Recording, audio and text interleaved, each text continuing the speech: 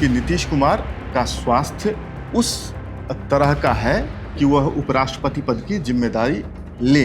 तो स्वास्थ्य अचानक से 2 दिन पहले इतनी क्यों बिगड़ गई और कल दिन भर तो उन्होंने राज्यसभा की कार्रवाई का संचालन किया है। बिल्कुल।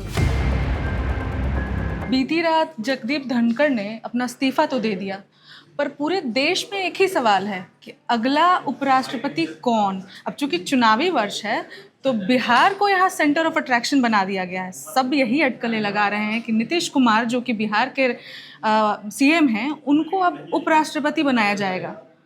आपको क्या लगता है केशव, क्या सीएम अब सीधे देश की राजनीति में आ जाएंगे राज्य से उठकर?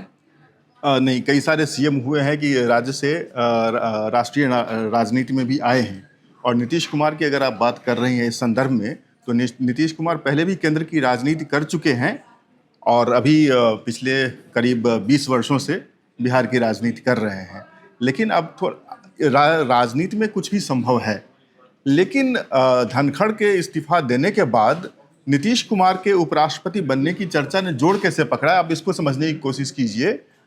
इसके लिए आपको 3 साल पहले जाना पड़ेगा, 3 साल पीछे जाना पड़ेगा। नीतीश कुमार के बारे में एक बार भारतीय जनता पार्टी के शीर्ष नेतृत्व ने यह बयान दिया था कि नीतीश कुमार को उपराष्ट्रपति बनाया जा सकता है, नीतीश कुमार उपराष्ट्रपति बनने की योग्यता रखते हैं। और मैं ये कहता हूँ कि नीतीश कुमार भारत के राजनीति में जितने भी पद हैं वो किसी को सुशोभित कर सकते हैं, किसी की भी योग्यता रख सकते हैं, बिल्कुल रखते हैं बल्कि।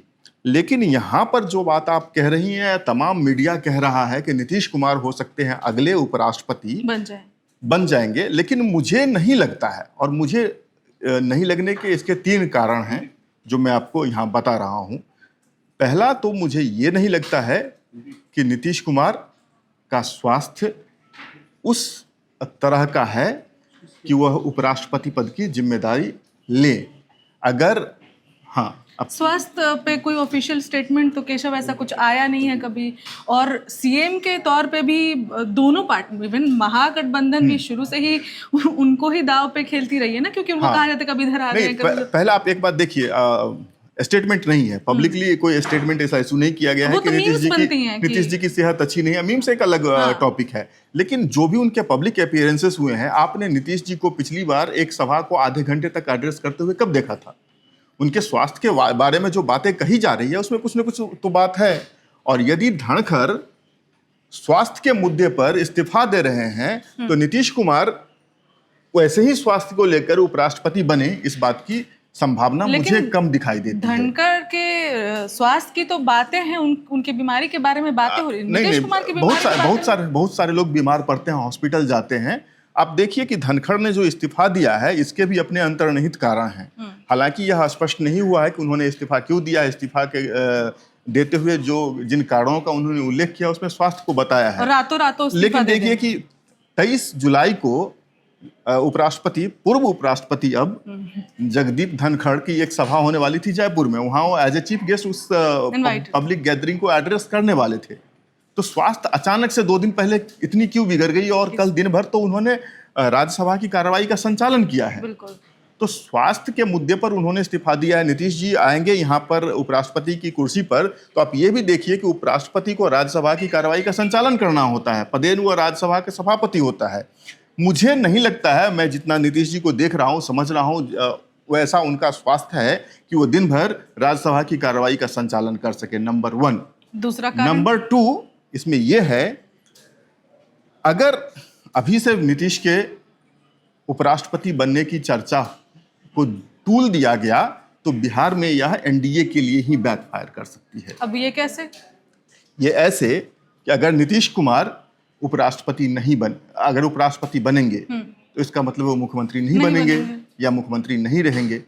दूसरा इसका मतलब यह है कि अगर वो उपराष्ट्रपति बनते हैं तो उपराष्ट्रपति एक संवैधानिक पद है और संवैधानिक पद पर बैठा व्यक्ति चुनाव प्रचार नहीं कर सकता है, चुनावी भाषण नहीं कर सकता है। ये तमाम बंदिशें लागू हो जाएगी। अब इस स्थिति में नुकसान सबसे ज्यादा किसको होगा? ऑब्वियसली एनडीए को होगा। आज जो यहाँ पर बिहार में जो विपक्ष है इस बात को प्रचारित करने लगेगा। जेडीयू के कैडर में जो पहले से ही टूट रहे हैं उनमें हताशा होगी। अगर नीतीश कुमार बाहर जा रहे हैं तो जेडीयू के कैडर ऑब्वियसली टूटेंगे।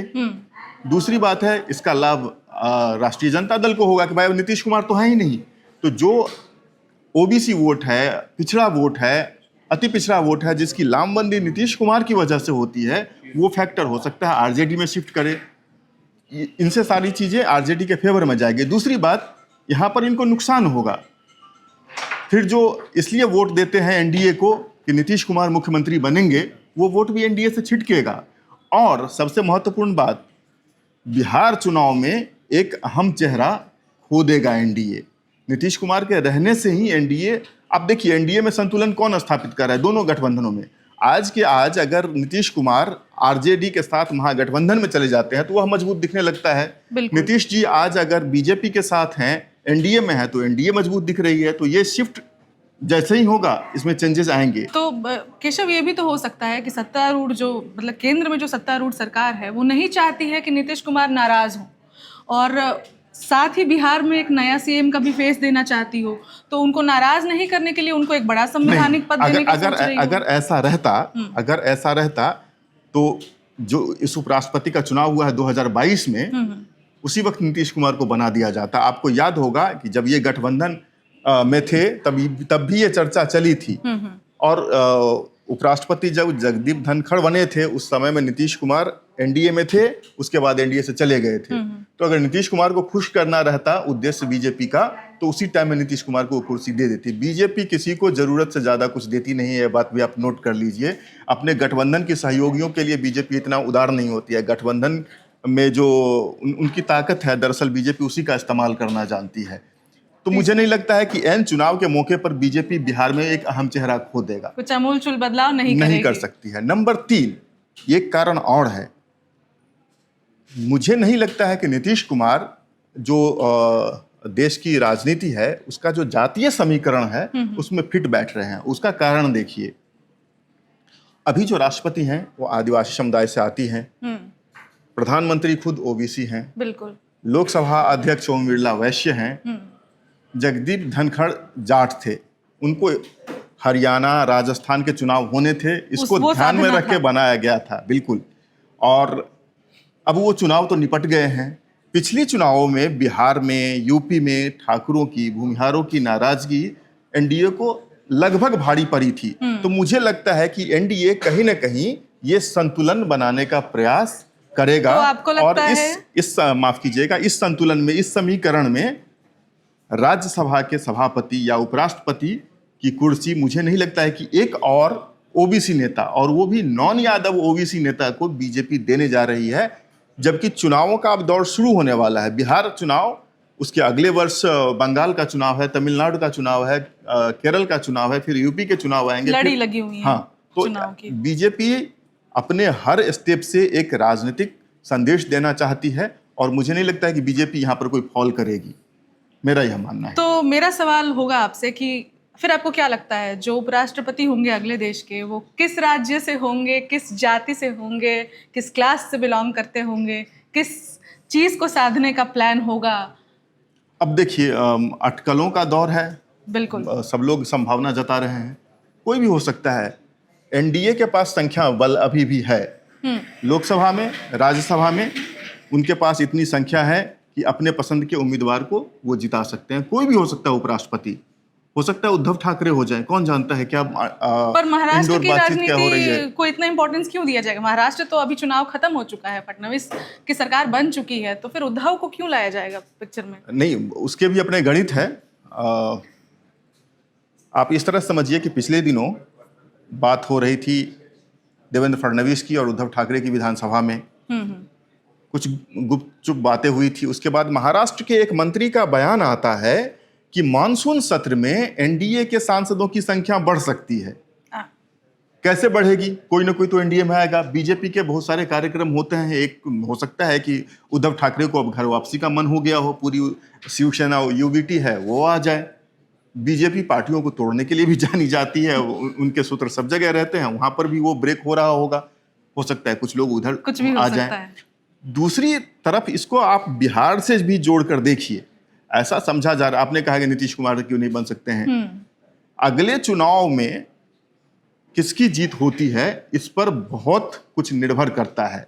क्या आपको लगता है कि बीजेपी अगर 100 से अधिक सीटें जीतती है, पिछली बार उनके लगभग 78 सीट आए थे विधानसभा चुनाव में, अगर 100 के आसपास बीजेपी बहुमत के आसपास अपने अकेले के दम पर पहुंचती है, तो आपको लगता है कि नीतीश कुमार जिस अवस्था में है उनको एक बार और सीएम बनाएगी बीजेपी वहां पर?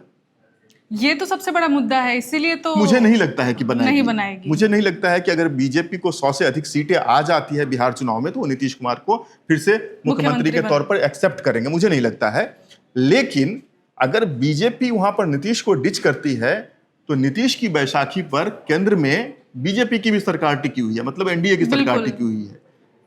नीतीश ने अगर वह सहारा खींच लिया तो कोई ना कोई अवलंब तो चाहिए। इनको 6-7 सांसदों की और जरूरत पड़ेगी। बिल्कुल। उस केस में हो सकता है कि उद्धव ठाकरे के सांसद इनके काम आ जाए, कुछ भी हो सकता है। मुझे तो ये भी लग रहा है कि तमिल साई सौंदर्यराजन को बनाया जा सकता है उपराष्ट्रपति। हालांकि राष्ट्रपति भी महिला, उपराष्ट्रपति भी महिला, ऐसा पूरे भारत के स्वतंत्रोत्तर इतिहास में नहीं हुआ है, लेकिन हो सकता है। कई सारे इतिहास तो बना ही रही है। हो सकता है। और अगले वर्ष तमिलनाडु में चुनाव भी होने वाले हैं, एक मैसेज देने की कोशिश हो सकती है। मुझे तो ये भी लगता है कि राजनाथ सिंह को बनाया जा सकता है ठाकुरों की नाराजगी को दूर करने के लिए बिहार चुनाव में भी। और बहुत ज्यादा जो सबसे फ्रंट रनर है इसमें अनडाउटेडली वो हरिवंश हैं। और ये बड़ी बात कही आपने, सबसे बड़ी बात। सबसे जो आगे चल रहे हैं इस दौर में। हालांकि बीजेपी चौंकाने वाले फैसले लेते रही है, हो सकता है कि वो ऐसा कोई नाम लेके आ जाए सामने जिसके बारे में हम क्या तमाम जो सेफोलॉजिस्ट हैं उन्होंने भी नहीं सोचा होगा। लेकिन हरिवंश के बनने की पूरी संभावना है। जेडीयू कोटे से राज्यसभा में है, बीजेपी से उनके अच्छे संबंध हैं। आपको याद रखना चाहिए कि जब बीजेपी और जेडीयू के रास्ते अलग हो गए थे, तब भी हरिवंश ही दोनों दलों के बीच सेतु के काम कर रहे थे, ब्रिज का काम कर रहे थे। तो जितनी लोकप्रियता उनकी बीजेपी में है उतनी ही जेडीयू में है। और बलिया से आते हैं, यूपी के बलिया से आते हैं, बिहार उनकी कर्म भूमि रही है। तो मुझे लगता है कि तमाम जो समीकरण है उसमें हरिवंश भी फिट बैठ रहे हैं, ये भी बन सकते हैं। बिल्कुल। तो आपके इस चुनाव और अभी जो देश की राजनीति में जो हलचल मची है, इससे मैं तो बहुत कंफ्यूज भी हूँ और बहुत सारे नए इनसाइट्स भी मिले हैं। बाकी अब दर्शकों पर छोड़ते हैं कि इन्हें क्या लगता है कि देश का अगला उपराष्ट्रपति कौन बनने वाला है। क्या आपको लगता है कि नीतीश कुमार को जगह मिलेगी या हरिवंश को मिलेगी या कोई नया चेहरा सामने आएगा? हमसे ज़रूर साझा करें और ऐसी और खबरों के लिए बने रहें वन इंडिया हिंदी के साथ। धन्यवाद। Subscribe to One India and never miss an update. Download the One India app now.